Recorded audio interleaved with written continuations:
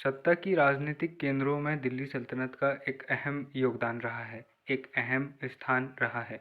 भले ही सांस्कृतिक रूप से इनके समय पर ज़्यादा विकास हमें देखने को नहीं मिलता है, लेकिन परिवर्तन हमें काफ़ी ज़्यादा देखने को मिलते हैं। क्योंकि मध्यकाल की शुरुआत से ही 712 ईस्वी में जहाँ मोहम्मद बिन कासिम आक्रमण करने वाला पहला अरबी व्यक्ति होता है, उसके बाद हम देखते हैं कि मोहम्मद गजनवी और मोहम्मद गौरी जैसे आक्रांता भारत पर बार बार आक्रमण करते हैं।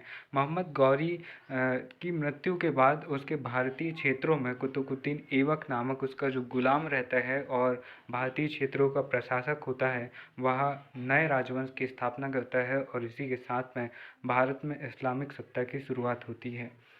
गुलाम वंश जिसे ममलूक वंश भी कहा जाता है और इसी वंश को इलवरी वंश भी कहा जाता है, क्योंकि इसके ज़्यादातर सुल्तान इलवरी जाति के तुर्क थे और यह पहला और आखिरी तुर्क वंश भी ये होता है। इसके बाद में खिलजी वंश होता है, जहाँ पर जलालुद्दीन खिलजी उस वंश की स्थापना करता है। उसका एक महत्वपूर्ण शासक जो दिल्ली सल्तनत के महत्वपूर्ण शासकों में से एक भी जाना जाता है, वह है अलाउद्दीन खिलजी। और एक की बहुत सारी व्यवस्थाएं हमने पढ़ी थी, चाहे उसके दक्षिण अभियान हो या फिर उसकी बाजार व्यवस्था हो, आर्थिक सुधार हो, वो सभी बहुत ज़्यादा महत्वपूर्ण होते हैं एग्ज़ाम के पर्पज़ से। उसके बाद में गैसुद्दीन तुगलक वंश की नींव रखता है और यहाँ पर मोहम्मद बिन तुगलक और फिरोज शाह तुगलक जैसे महत्वपूर्ण शासक देखने को मिलते हैं। उसके बाद खिरिज खां सैयद वंश की नींव रखता है और मुबारक शाह जैसे हमें महत्वपूर्ण शासक देखने को मिलते हैं।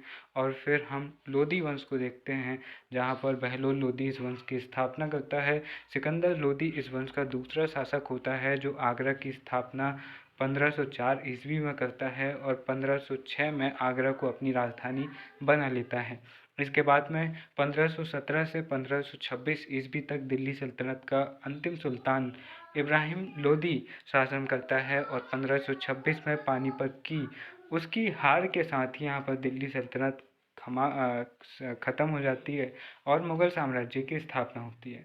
लेकिन ये जो दौर रहता है 1206 से लेकर 1526 ईस्वी तक का, ये जो दौर जिसमें तकरीबन 320 साल यहाँ पर गुजरते हैं, मोटे तौर पर 300 साल का ये दिल्ली सल्तनत का इतिहास, इसकी प्रशासनिक व्यवस्था काफ़ी ज़्यादा महत्वपूर्ण होती है और कुछ शासकों की भू राजस्व प्रणालियाँ भी बहुत ज़्यादा महत्वपूर्ण होती है।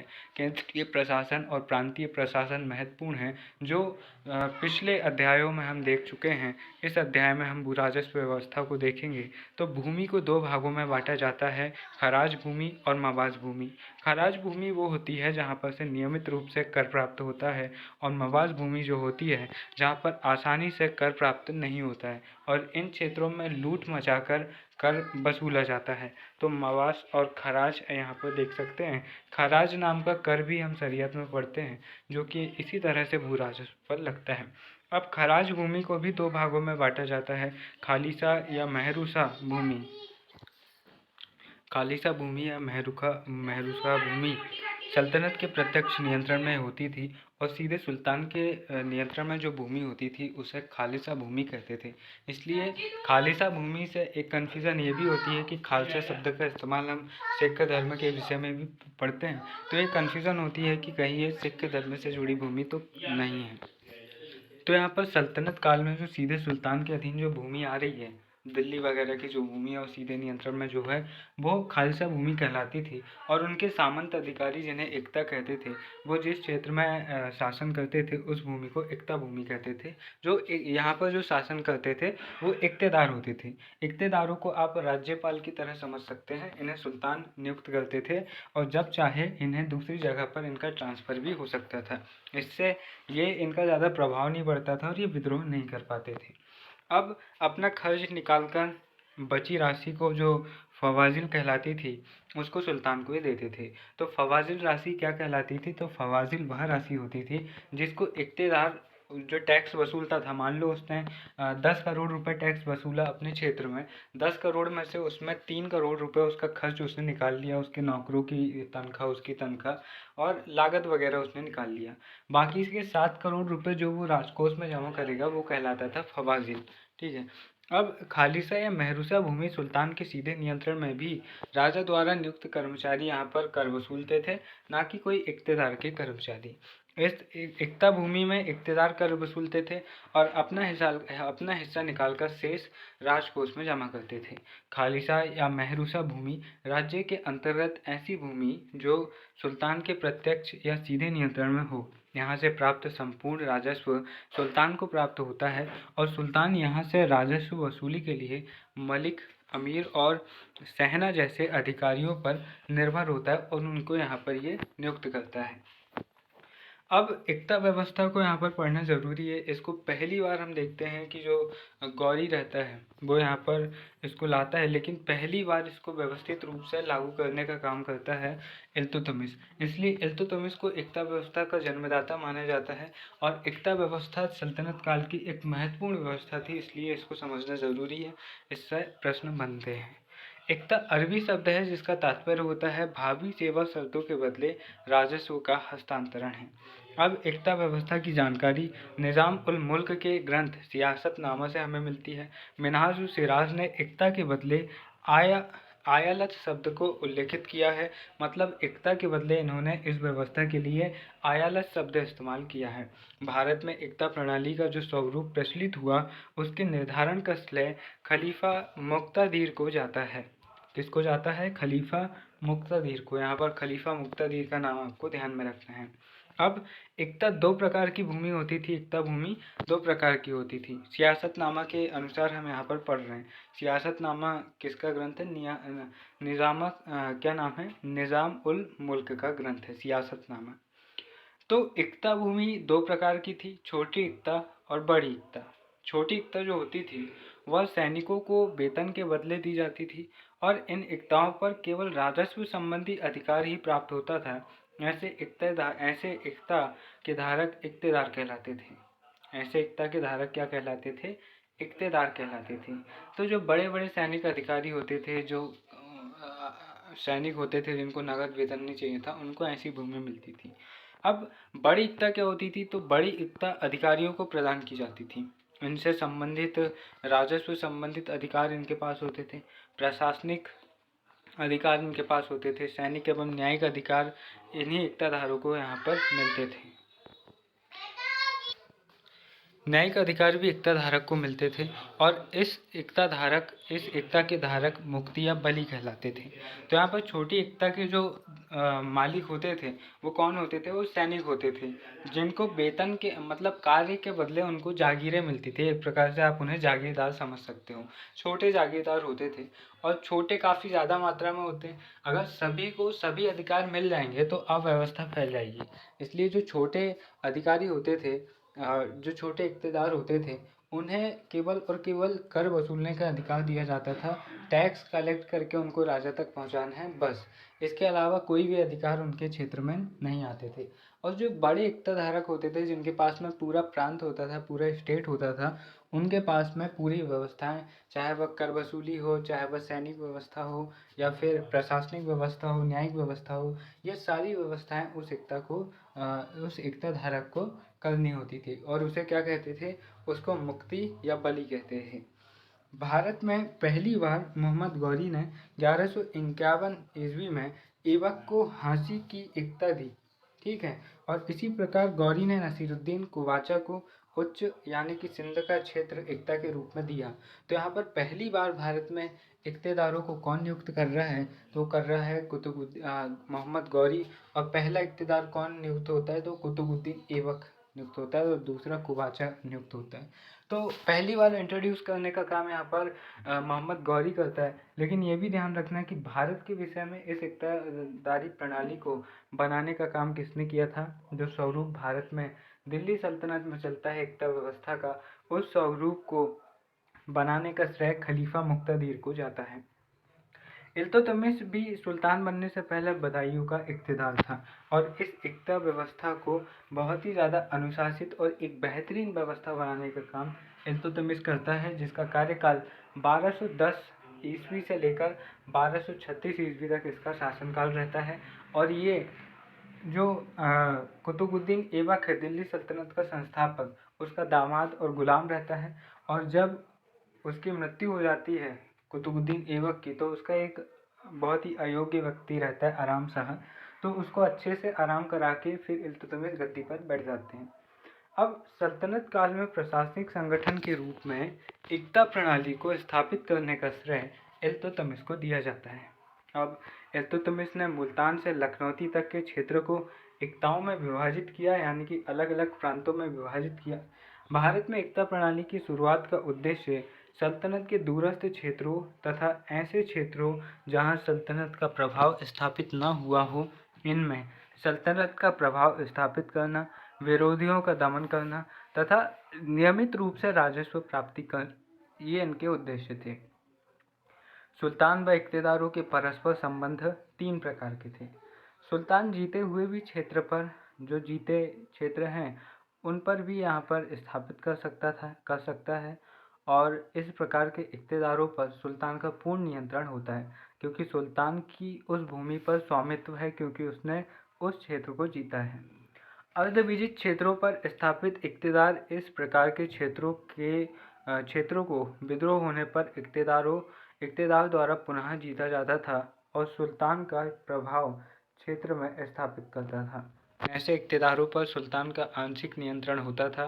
और तीसरे इक़्ते के जो क्षेत्र होते थे वो ऐसे क्षेत्र जिन्हें जीता ही नहीं गया है, भविष्य में जीतेंगे, पहले ही वहाँ पर इक़्तिदार बना दिया कि भैया महाराष्ट्र का इक़्तिदार हम तुमको बना दे रहे हैं, देवेंद्र फडणवीस, भले ही महाराष्ट्र का चुनाव तुम जीतो या ना जीतो, हमारी तरफ से तुम डिसाइड हो। अब वहाँ इलेक्शन हुआ, इलेक्शन का मतलब वहाँ पर युद्ध हुआ और युद्ध में जीत गए, तो फिर किसको बना दिए? देवेंद्र फडणवीस को। तो पहले से ही नियुक्त था। तो एक एग्जाम्पल था, यहाँ पर समझाने का उद्देश्य था कि राजा पहले ही कह देता था कि भाई अगर तुमने उस क्षेत्र को जीत लिया या फिर मैंने उस क्षेत्र को जीत लिया तो वहाँ का इक़्तिदार या वहाँ का प्रमुख मैं तुम्हें बनाऊंगा। तो यहाँ पर ये इस तरह से होता था। तो तीन तरह की एकता भूमि आपने समझ ली होगी, जहाँ पर राजा पहले ही जीत ले रहा है भूमि को तो उसका पूर्ण नियंत्रण है, वहाँ पर वह एकता नियुक्त कर रहा है इक़्तिदार को और उस अधिकारी पर उसका पूरा नियंत्रण है, क्योंकि राजा पहले ही उस क्षेत्र को जीत चुका है। दूसरा वह क्षेत्र जहाँ पर राजा ने युद्ध किया लेकिन वह पूरी तरह से नहीं जीत पाया, आंशिक रूप से उसे विजय मिली, क्षेत्रों को वह पूरी तरह शामिल नहीं कर पाया। तो अब वह जो इक़्तिदार स्थापित करेगा वो ऐसे व्यक्ति को स्थापित करेगा जो सैनिक छवि का होगा और वहाँ पर जो लगातार विद्रोह हो रहा है उनका दमन करेगा। चूँकि यहाँ पर उस क्षेत्र में राजा का शासन स्थापित करने में इक़्तिदार की महत्वपूर्ण भूमिका है, तो स्वाभाविक सी बात है यहाँ पर इक़्तिदार का प्रभाव ज़्यादा होगा और शासक यहाँ पर नियंत्रण कम रखेगा। तीसरी भूमि वो है जो अभी तक जीती ही नहीं गई है और शासक पहले ही कह दे रहा है कि अगर तुमने उस भूमि को जीत लिया तो मैं वहाँ का गवर्नर या वहाँ का इक़्तिदार तुम्हें बना दूंगा। इक़्तिदार को एकता क्षेत्र से प्राप्त राजस्व से अपने अधिकारियों, सैनिकों और स्वयं का खर्च निकालने के बाद शेष बची रकम, जिसे फवाजिल कहा जाता था, नियमित रूप से सुल्तान के राजकोष में जमा करवाता था। अगर ऐसा नहीं करता था तो फिर उससे पूछा जाता था और अगर विद्रोह करता था तो फिर विद्रोह को दबाया जाता था। इक़्तिदार का पद वंशानुगत नहीं था। इक़्तिदार का जो पद है वह वंशानुगत नहीं था या हस्तांतरणीय था। इसीलिए मैंने आपको बताया कि जो इक़्तिदार था वह आज के गवर्नर की तरह होता था।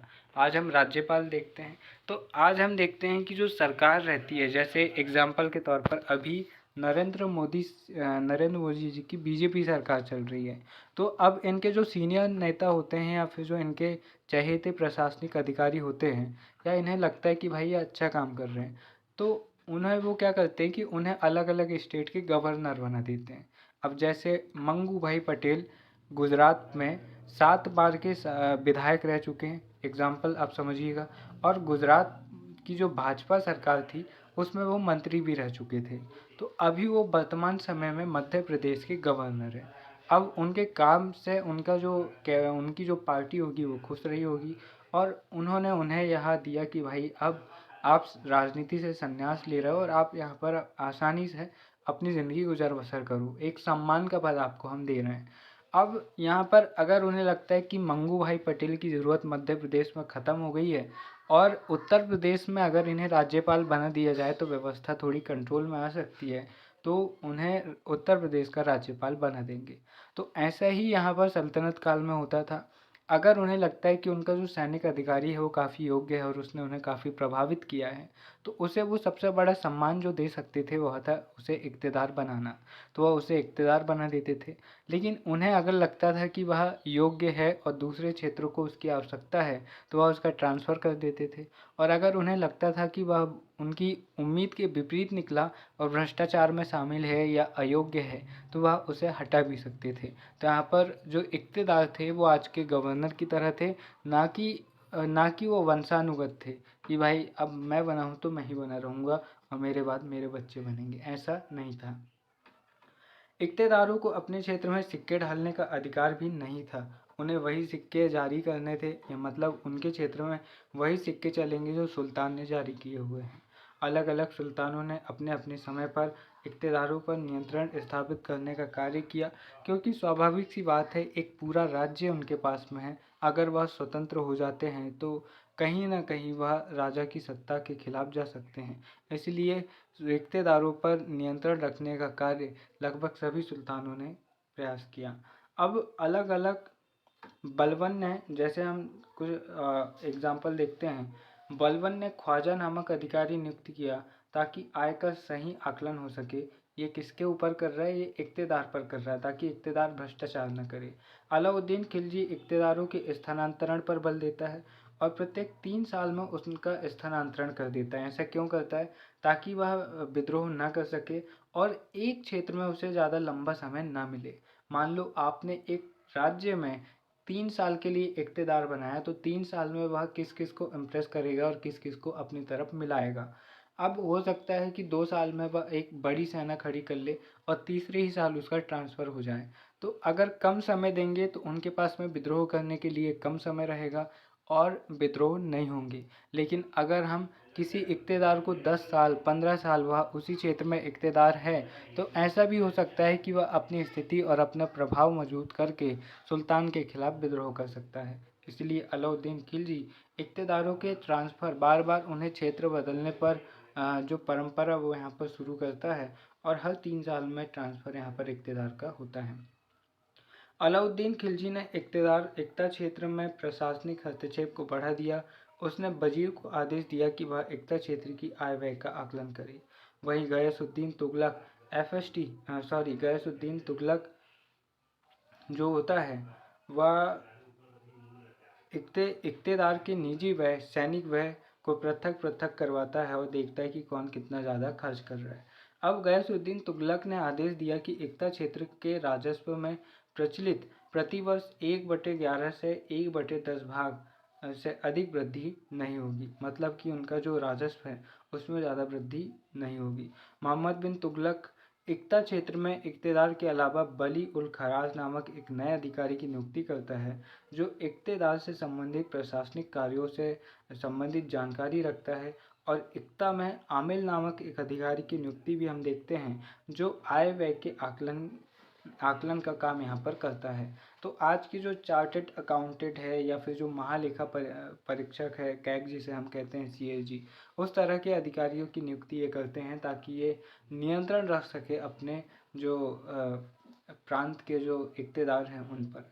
अब देखो, इसके अतिरिक्त मोहम्मद बिन तुगलक ने इक़्तिदार की सेना का व्यय केंद्रीय खजाने से देने का आदेश दिया, ताकि वह जो इक़्तिदार टैक्स ले रहा है वह उसमें घपला न कर सके और ज़्यादा से ज़्यादा राजस्व राजकोष में यहाँ पर जमा हो। अब मोहम्मद बिन तुगलक द्वारा अमीरों पर अत्यधिक नियंत्रण के होने के कारण अमीरों के अत्यधिक विद्रोह होते हैं, और यही कारण है कि मोहम्मद बिन तुगलक ज़्यादा दबाव डालता है। इसलिए हम देखते हैं कि तकरीबन 33 विद्रोह मोहम्मद बिन तुगलक के काल में हम देखते हैं, जो कि दिल्ली सल्तनत में सर्वाधिक है।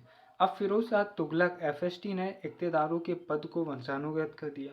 लोदी काल में इक्ता को बजहा व इक़्तिदार को बजहादार कहा जाता था।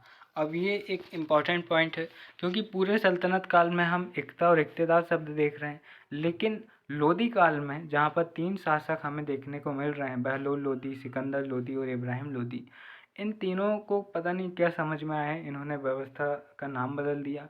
इक्ते को कहलाने लगा बजहा और इक़्तिदार कहलाने लगा बजहादार। अब हम देखते हैं कि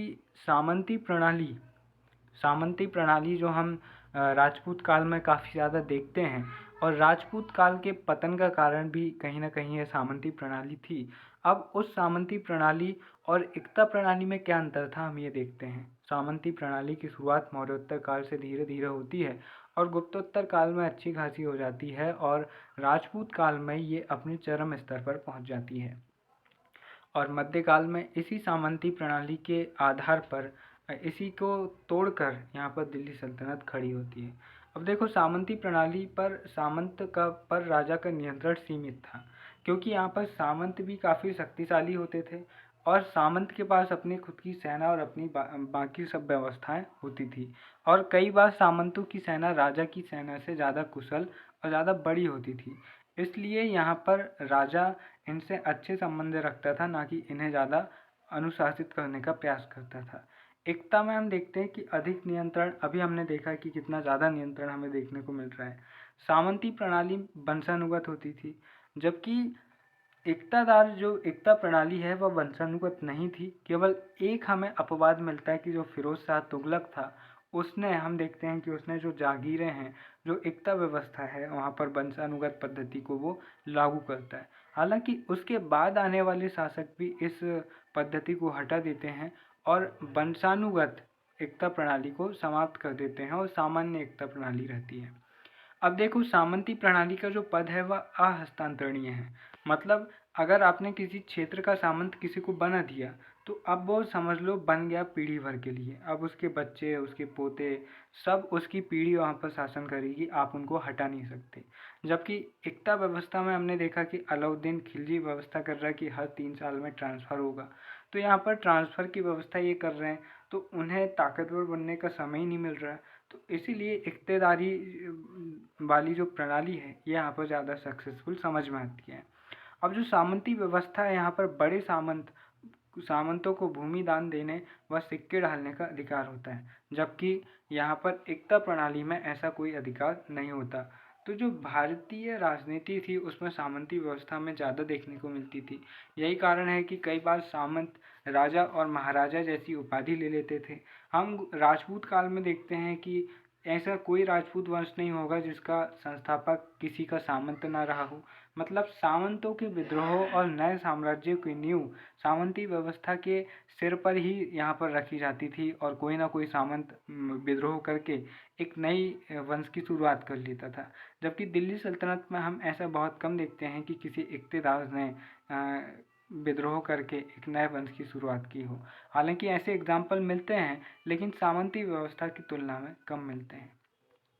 अब सल्तनत काल में सर्वाधिक खालसा भूमि अलाउद्दीन खिलजी के समय व सबसे कम खालसा भूमि जो थी वह फिरोज शाह तुगलक के समय पर थी। अब देखो, खालसा भूमि क्या थी ये हम पढ़ चुके हैं कि सुल्तान के सीधे नियंत्रण वाली जो भूमि होती है उसे क्या कहते हैं, उसे खालसा भूमि कहते हैं। अब देखिए, सल्तनत काल के अधिकांश समय व अधिकांश भूमि पर अनुदान आधारित भू राजस्व प्रणालियाँ ही यहाँ पर प्रचलित थी, और ये प्रणालियाँ थी जैसे नस्क, कनकूत, बटाई, गल्ला बख्शी, भावली जैसी ये प्रणालियाँ थी।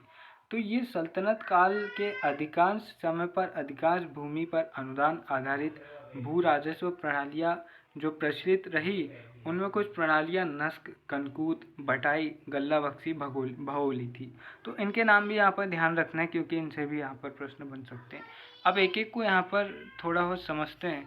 तो जो बटाई होती है, बटाई का मतलब क्या होता है, आज भी बटाई ली जाती है खेतों में, अगर आपको पता होगा तो। इसमें यह होता है कि भाई साहब, हम आपका खेत बटाई ले रहे हैं और एक अनुमान लगाते कि भाई पिछले बार इसमें इतना उत्पादन हुआ था, 50 क्विंटल उत्पादन हुआ था, तो ठीक है इस बार अपन कर लेते हैं, और आपको क्या करना है कि इतना हिस्सा आपको देना पड़ेगा और इतना हिस्सा हम आपको दे देंगे। अब इस काल में बटाई को भी कुछ भागों में बांटा गया था, 3 भागों में बांटा गया था। जैसे हम देखते हैं खेत बटाई, तो खेत में खड़ी फसल के समय राजस्व अधिकारी, यहाँ पर ये बटाई क्या है, टैक्स प्रणाली के आधार पर बताई जा रही है। तो खेत बटाई यहाँ पर जो है वह खेत में खड़ी फसल के समय राजस्व अधिकारियों द्वारा राज्य के हिस्से का बंटवारा करना था। अब देखो, ये क्या करते थे, जो अधिकारी होते थे, जब फसल खड़ी होती थी, मतलब जब फसल पकने की स्थिति में होती थी तो ये मुआयना करते थे और देखते थे कि फसल का हाल क्या है और उसके आधार पर फिर करों का निर्धारण होता था। लंक वटाई, ये फसल कटने के पश्चात अनाज मिश्रित भूसा की ढेरियों का बंटवारा होता था। ऐसा गांवों में होता था कि जब फसल कटने के बाद में जो किसान रहते थे और वो यहाँ पर जो फसल काटते थे उनके साथ ऐसा बंटवारा कई क्षेत्रों में देखने को मिलता है। तो यहाँ पर क्या होता है कि फसल कटने के पश्चात जो अधिकारी रहते हैं वो सब कुछ जो भूसा वूसा वगैरह सब रहता है सबको मिलाते हैं और ढेरी बनाते हैं, और एक ढेरी शासन की और एक ढेरी किसान की, इस तरह से बंटवारा होता है। रास या राशि बटाई, साफ सुथरे अनाज ढेरियों का यहाँ पर बंटवारा होता है। इसमें बिल्कुल साफ गेहूँ जो रहता है उसका यहाँ पर बंटवारा होता है। तो यहाँ 3 पद्धतियाँ हमने देखी कि फसल पक चुकी है, कटने वाली है, उससे पहले मुआयना करके आपने तय किया कि कितना हिस्सा राज्य को मिलेगा और कितना किसान के पास रहेगा। उसी तरह एक ऐसा है कि जो गहानी हुई, अब उस समय पर गेहूं को पटक के या फिर अलग अलग तरीके से जैसे भी गेहूं के बीजों को अलग करते रहे होंगे, तो उसमें उन्होंने किया, उसमें जो भूसा वगैरह जो गेहूं में मिला हुआ था सबके ढेर बनाए और ढेर से विभाजन कर दिया कि ये राज्य का, ये किसान का।